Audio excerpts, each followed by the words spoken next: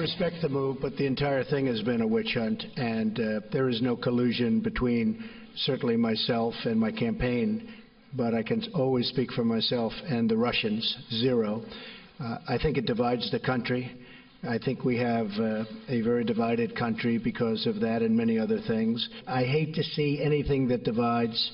I'm fine with whatever people want to do, but we have to get back to running this country really, really well. Believe me, there's no collusion. Russia is fine, but whether it's Russia or anybody else, my total priority, believe me, is the United States of America. President Trump in a news conference at the White House, the first reaction after the special counsel was named, Robert Mueller, in the investigation, the Russia investigation. He was also asked about his interactions with former FBI Director James Comey.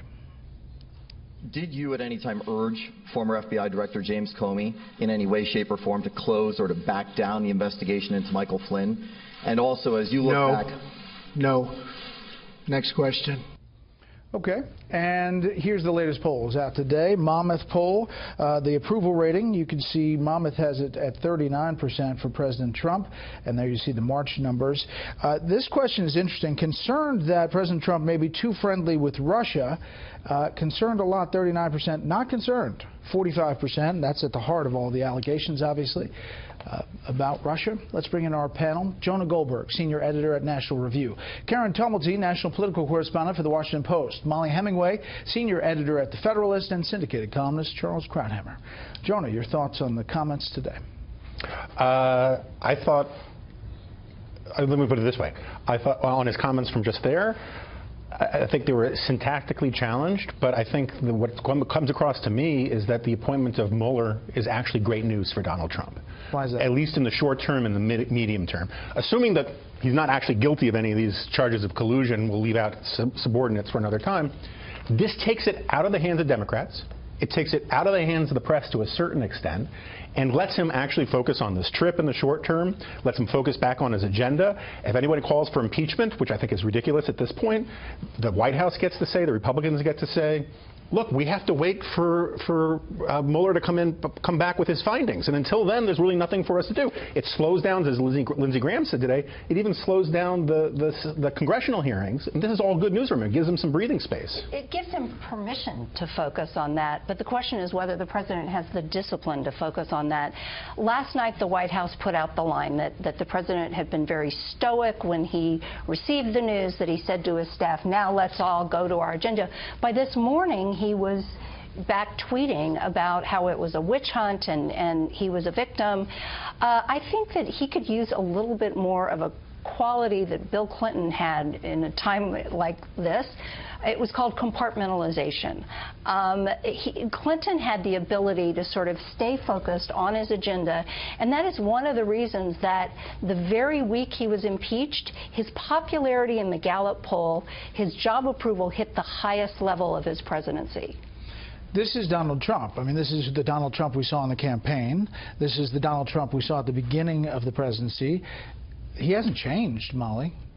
No, but it also is true that people like him in a part because he steps back and looks at the bigger picture. He is right that there was no special counsel appointed to investigate Eric Holder when he was running guns in Mexico. There was no special counsel appointed when the IRS was targeting and harassing American citizens for their political views.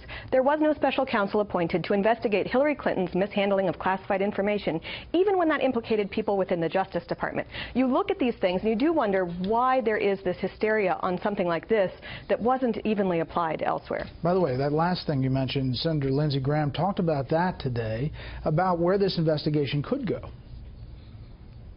I have reason to believe that there are emails between Clinton campaign officials, Democratic operatives to the Department of Justice regarding the Clinton email investigation. I want to know, did the Department of Justice receive communications from the Clinton campaign or Democratic officials about the Clinton email investigation? I have reason to believe those emails exist, and they should be shared. Everything's on the table in terms of finding out what the Trump campaign did with the Russians, if anything, and I think it should be both ways. Charles.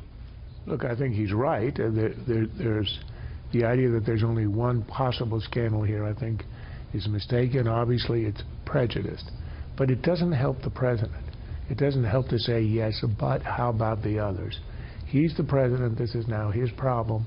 And I think Joan is right. This, ironically, I think the appointment of a special counsel is what the president needs and helps him in the short run, because then all inquiries can be dumped onto the special counsel. You deflect them by saying, well, there's an investigation, we'll find out. But the problem is for the long run. The long run is he's now lost control. You could, in theory, have him fired, but you really can't. In reality, there's only so much firing you can do. And the reason that we're in dangerous territory for Trump is once you've done the big one, once you've shot the big adversary, meaning you got rid of the director of the FBI, which is a pretty unusual step, then you really don't have a lot of bullets left.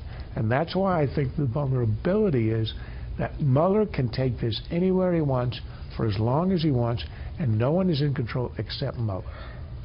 Every day we've been dealing with some story or another. This latest has the New York Times, and it deals with the timeline of when the transition knew about Michael Flynn, the former NSA, the former National Security Advisor, his connections and conflicts. Mr. Flynn's disclosure on January 4th was first made to the transition team's chief lawyer, Don McGahn, who is now the White House counsel. That conversation and another one 2 days later between Mr. Flynn's lawyer and transition lawyers shows that the Trump team knew about the investigation of Mr. Flynn far earlier than has been previously reported. March 9th, when the story came out, I asked the Vice President about it. The story today that former National Security Advisor Michael Flynn has filed with the Department of Justice as a foreign agent for making more than $500,000 as a lobbyist essentially for Turkey. Your reaction to that, considering that, doesn't that mean, Mr. Vice President, that even if he didn't lie to you about what the Russian ambassador said or didn't say, that you would have had to fire him anyway? Well, let me say, hearing that story today was the first I heard of it. You're disappointed by the story? The first I heard of it, and I think it is an affirmation of the President's decision to ask General Flynn to resign. Karen, the Vice President's office says he sticks by that answer March 9th. Well, the information in the New York Times is coming from somewhere, and I obviously don't know who their sources are, but I can only assume that their sources are General Flynn's team, that General Flynn is now in a situation where he is in potential legal jeopardy, and I think that this sounds like they are not going to go quietly. We should point out that General Flynn's attorneys have yet to indicate that they're going to respond to the subpoena for documents from the Senate Intelligence Committee. Molly? Well, I think, again, I want to kind of push back against something Charles said earlier, which is that it is irrelevant that there was this difference in how previous scandals were handled. I think that, again, we need to take a step back and look at this larger picture. All these leaks, all this information that's coming out, it speaks to the issue, the underlying issue that affects everything here, which is that people elected Donald Trump because they feel there is this problem in Washington, D.C. They've rejected elite control of how things are handled, and now the establishment is once again pushing back through a leak campaign, using the media, using Never Trumpers, using all the people who have the power in D.C. And so this is the real subtext to everything here that also reflects. Understand those points, but also on the substance of the allegations, which is they're told this, he's the head of the transition, the Vice President says that's the first he heard of it, and they stick by that. I mean, that is substance. I mean, I understand the leak argument. Yeah, I guess I'm with you on that. What has two thumbs and thinks the mainstream media has double standards? This guy.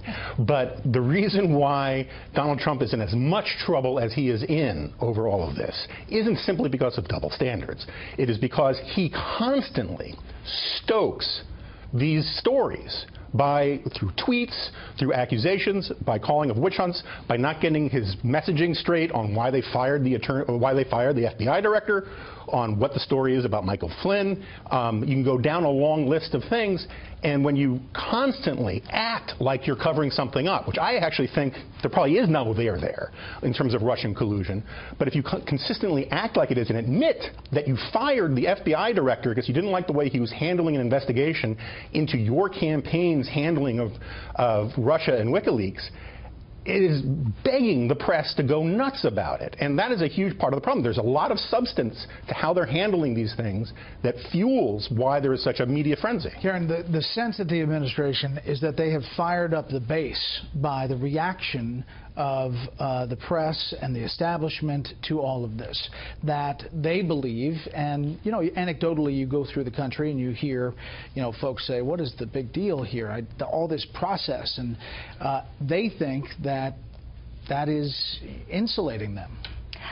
It is insulating them, at least in the short and maybe the midterm. But the fact is that to get his agenda achieved, the president is going to need more than his base. He is going to need to be able to reach out, to bring people to him.